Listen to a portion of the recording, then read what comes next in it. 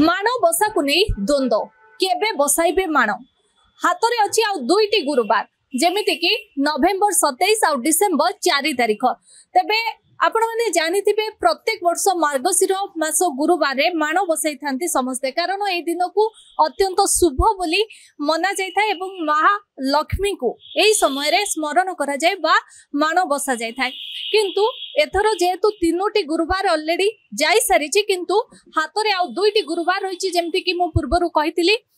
नवेम्बर 27 आ December 4 तारिख तेबे यार मध्य गोटे प्रकार द्वंद्व उपजी केबे माण बसाइबे केउं दिन अत्यंत शुभदायक हेबो एवं शुभ फल प्राप्ति हेबो से नै अधिक आलोचना करिबा पई आम सहित अछंती संस्कृति गवेषक डॉक्टर हरिहर कानून को सर आपण को न्यूज रूम को स्वागत करूची सर वर्तमान समय रे माण बसा को नै एक प्रकार द्वंद्व उपजी केबे पालिबे माण केबे बसैबे कारण दुईटी गुरुवार आउ रहिला गोटे होची नवेम्बर 27 तारिख आउ गोटे हैला डिसेम्बर 4 तारिख गुरुवार पडुची तेबे क्यों गुरुवार रे माण बसाइले शुभ संकेत हेबो बोली आपण देखंतु मास वर्षक 12 मास भितरे श्रेष्ठ मास होची मार्गशीर मास आगे मासा नहीं मार्गशीर शेषम बा श्रेष्ठम तो मार्गशीर मास को श्रेष्ठ मास भाव रे पुराण शास्त्र गणना कर उल्लेख कर वर्णना भी कर तेणु मार्गशीर मसटा जदि श्रेष्ठ मास है गुरुवार हूँ लक्ष्मी बार लक्ष्मी बार रे माणबसा करा जाए तेणु आमर शास्त्र अनुसार देखा आम जब मार्गशीर मास प्रत्येक गुरुवार जब माणबसा चाहिए ସେଇଟା भी भल हो पार किंतु जो मैंने कार्य व्यस्तता भितर परिवार विभिन्न प्रकार विशृंखला समस्या कि समय अभाव जदि अन्य गुरुवार मार्गशीर मासर अन्य गुरुवार मानक माण बसई पारुना शेष गुरुवार दिन माण बसई पारे मार्गशीर मासर शेष गुरुवार हूँ डिसेम्बर मास 4 तारिख मार्गशीर शुक्ल पक्ष पूर्णिमा पूर्णिमा तिथिटा को कहीं गुरुत्व दि जाऊँगी ना मास भितर श्रेष्ठ हूँ मार्गशीर मास एवं पक्ष भितर श्रेष्ठ हूँ शुक्ल पक्ष एवं शुक्ल पक्षर शेष दिन हूँ पूर्णमी शुक्ल पक्षर पूर्णमी तिथि गुरुवार पड़ुथिबारु डिसेम्बर ए वर्ष डिसेम्बर 4 तारिख रे पड़ुथिबारु से दिनटी को माणबसार श्रेष्ठ दिन भाव में ग्रहण कले भल जो मैंने 27 तारिख रे करिया में स्थिर करिसंती करंतु कि जायस नहीं किंतु 27 तारिख करिकरी 4 तारिख कले बहुत भल जदि 2 दिन कंजिक्यूटिवली बा 2 सप्ताह गुरुवार को जदि स्थिर करा जाए ताले मु कहिबी जे 27 तारिख एवं डिसेम्बर 4 तारिख गुरुवार ये 2टी गुरुवार भल जदि जो माने करिनांती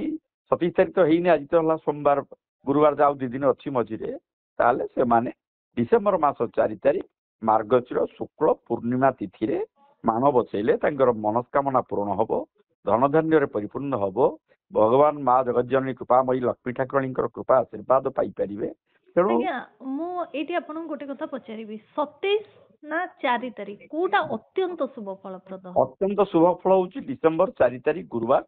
मार्गशीर मास शुक्ल पक्ष पूर्णिमा तिथि से तिथि करंतु जदि आपण करबा पई 27 तारिख मनस्थ करिसंदी आ नवेम्बर 27 किंतु डिसेम्बर 4 रे आपनकर सुविधा सुयोग नाही कि असुविधा अछि ताले से जगह रे पेत व्यतिक्रम हो पारे किंतु सबुठु सर्वोत्कृष्ट तिथि नक्षत्र बार अनुसार बा जोग अनुसार शुभ जोग शुभ लक्षण अनुसार देखिले डिसेम्बर मास 4 तारिख गुरुवार हूँ श्रेष्ठ तिथि श्रेष्ठ दिन कहीं से दिन पूर्णिमा पड़ू पूर्णिमा नथिले मु एते आपन को गुरुत्व दियंती नाही पूर्णिमा पड़ुथिबारु पूर्ण चंद्रंकर आविर्भाव होइथिबारु पूर्णमी तिथि रे माण बसैले शुभ जोग शुभ फल एवं मनस्कामना पूर्ण हबो आपन आर्थिक समस्या किसी रहिबो नाही मानसिक दुश्चिंता किसी रहिबो नाही पारिवारिक समस्या किसी रहिबो नाही रोग क्लेश किसी रहिबो नाही लक्ष्मी जगह माँ लक्ष्मी कृपा आशीर्वाद प्रत्यक्ष भाव में पाई परिबे जदि डिसेम्बर 4 तारिख गुरुवार दिन आपण माणबसा करंती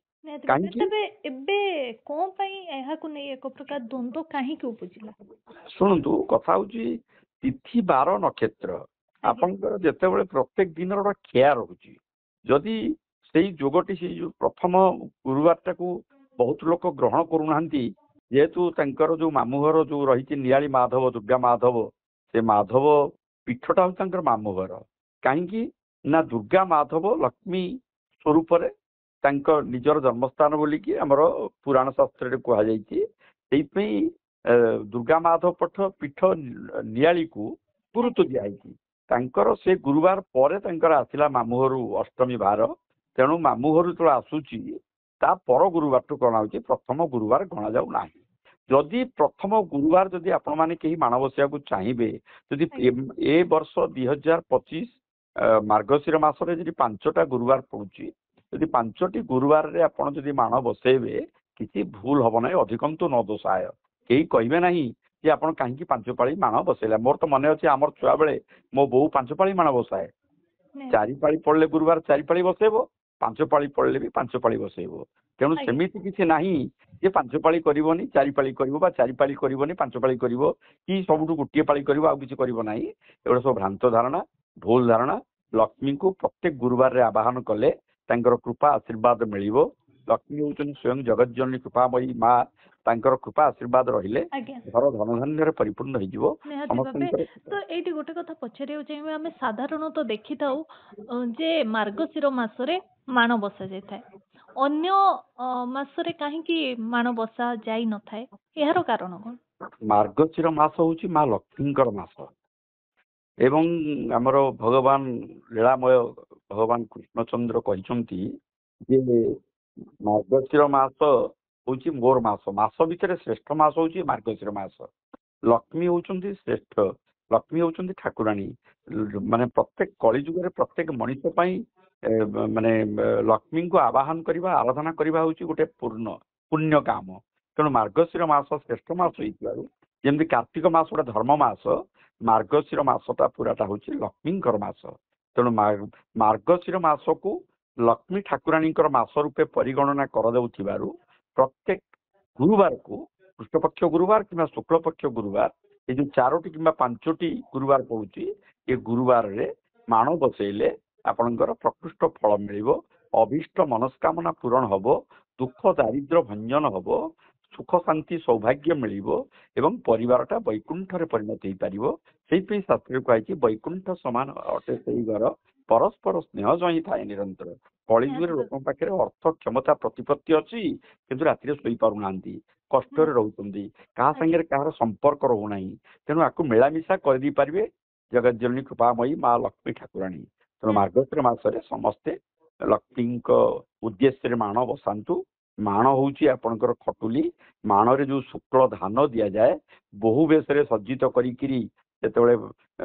କୁଳବଧୂ, ଓଡିଆ ଘରର କୁଳବଧୂ ଯେତେବେଳେ ବଡି ଭୋରୁ ସୂର୍ଯ୍ୟୋଦୟ ପୂର୍ବରୁ ଉଠି ନିତ୍ୟକର୍ମ ସାରି ଘରକୁ ଧୁଆପୋଛା କରିକିରି ଶଙ୍ଖ ହୁଳହୁଳି ଭିତରେ ଯେତେବେଳେ ମାଣକୁ ଆବାହନ କରନ୍ତି, ସେତେବେଳେ ଲାଗେ ସତ୍ୟମିତି ସ୍ୱର୍ଗରୁ ଧରାପୃଷ୍ଠକୁ ଓହ୍ଲେଇ ଆସୁଛନ୍ତି ମା ଲକ୍ଷ୍ମୀ ଠାନ୍ତାଣୀ, ଲକ୍ଷ୍ମୀ ଠାକୁରାଣୀ, ଯେମିତି ଗାଳୁଣୀ କରୁଥିଲା। ତେଣୁ ଆମେ ସମସ୍ତେ ଜାତି ବର୍ଣ୍ଣ ଧର୍ମ ସମ୍ପ୍ରଦାୟ ନିର୍ବିଶେଷରେ ଅହଙ୍କାର ଶୂନ୍ୟ ହୋଇ ମାଙ୍କର ଚରଣାରବିନ୍ଦରେ ସମର୍ପିତ ହେଇକିରି ଆମେ ମାଣ ବସେଇଲେ, ମାର୍ଗଶିର ମାସରେ ମାଣ ବସେଇଲେ ତାହେଲେ ନିଶ୍ଚିତ ସୁଫଳ ପାଇବା। ମାର୍ଗଶିର ମାସରେ ମାଣ ବସେଇଲେ ତାର ସୁଫଳ ମିଳିବ।